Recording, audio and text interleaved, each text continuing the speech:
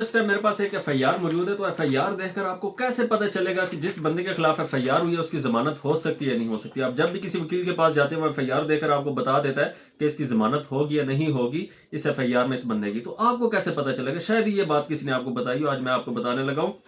दोस्तों, आपने ये बात देखनी है कि जब भी कोई, ये बात आपने याद रखनी है, जब भी कोई एफआईआर होती है वो हमेशा किसी न किसी सेक्शन के तहत होती है। अगर ताज़ीरात पाकिस्तान के तहत किसी बंदे ने कोई जुर्म किया है तो वो आगे पीपीसी लिखा होता है या ते पे लिखा होता है ताज़ीरात पाकिस्तान। अगर किसी ने कंट्रोल ऑफ नारकोटिक्स एक्ट के तहत अगर किसी ने जुर्म किया तो आगे वो चीज़ यानी कि वो एक्ट लिखा होता है। अगर किसी ने पीका एक्ट के तहत कोई जुर्म किया तो आगे उसका सेक्शन लिखा होता है। वो सेक्शन हमेशा एफआईआर में मेंशन होता है, मतलब वो सेक्शन हमेशा एफआईआर में मौजूद होता है। आपने सिर्फ वो सेक्शन देखना है कि वो सेक्शन क्या कहता है। आपको जारी बात है उस सेक्शन का नहीं पता होगा वो सेक्शन क्या कहता है। पाकिस्तान पिनल कोड के 511 सेक्शंस हैं, तो आपको जारी बात है अगर किसी ने लड़ाई झगड़ा किया है, कितना गहरा जख्म हुआ है, कितना जख्म है, हड्डी टूटी या नहीं टूटी, वो जारी बात है 337 में आ गया।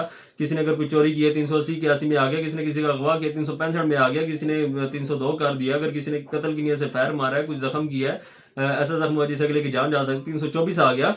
इस तरह किसी ने किसी को धमकी दी 506 आ गया। मतलब 511 सेक्शन है पाकिस्तान पिनल कोड में। आपको सिर्फ उस सेक्शन का पता होना चाहिए। सिर्फ सेक्शन आपने देखना है कि सेक्शन क्या कहता है। जरी बात आपको नहीं पता, आपने सिर्फ वो सर्च कर लेना, सिर्फ सेक्शन सर्च करना है। अगर पाकिस्तान पिनल कोड के तहत जैसे 337 है, आपने वो सर्च करना है 337 A1 A2 पीपीसी आगे लिखना है, तो पूरी तफसील उसकी लिखी आ जाएगी कि भाई इस सेक्शन पर कितनी सजा है। 3 साल सजा है, 5 साल सजा है, 6 महीने सजा है, 10 साल सजा है, 14 साल सजा है।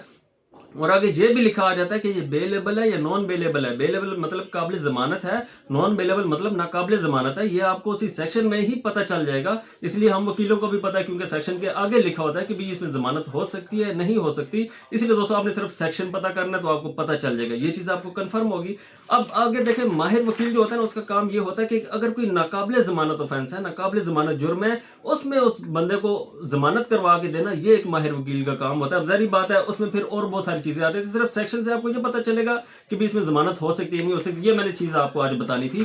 इसके अलावा माहिर वकील जारी बात है उसमें टाइम देखता है कि भी उस एफआईआर का क्या टाइम है, फासला कितना था। उसके बाद नीचे तहरीर में, क्योंकि तहरीर में भी ऐसी चीजें लिखी होती हैं, जो नीचे तहरीर है इसमें भी ऐसी चीजें मेंशन होती है कि जो बंदे को नाकाबिल जमानत जुर्म से काबिल जमानत जुर्म की तरफ ले जाती हैं, ये भी चीज। उसके अलावा एमएलसी मतलब मेडिकल रिपोर्ट होती है, जो यानी कि वकील उसका मुलायजा करता है। उसके अलावा फिर आगे केसेस में जरा है, बयान है गवाहों के, और जो मुदई है उसका अपना बयान है। ये चीजें जो है ये एक माहिर वकील जो है वो फिर उनको देखता है। और इंशाल्लाह ये सारी चीजें मैं आपको बारीक बीनी से, मतलब बहुत बारीक से आपको आगे भी समझाऊंगा। तो आज मैंने सिर्फ आपको सेक्शन का बताना था कि एफआईआर सिर्फ पढ़कर, एफआईआर सिर्फ देकर, उस सेक्शन को सिर्फ देकर आपको पता चल जाएगा कि इसमें बंदे की जमानत होगी या नहीं होगी। आगे इंशाल्लाह मैं वीडियो में आपको बाकी चीजें भी बताऊंगा दोस्तों। शुक्रिया।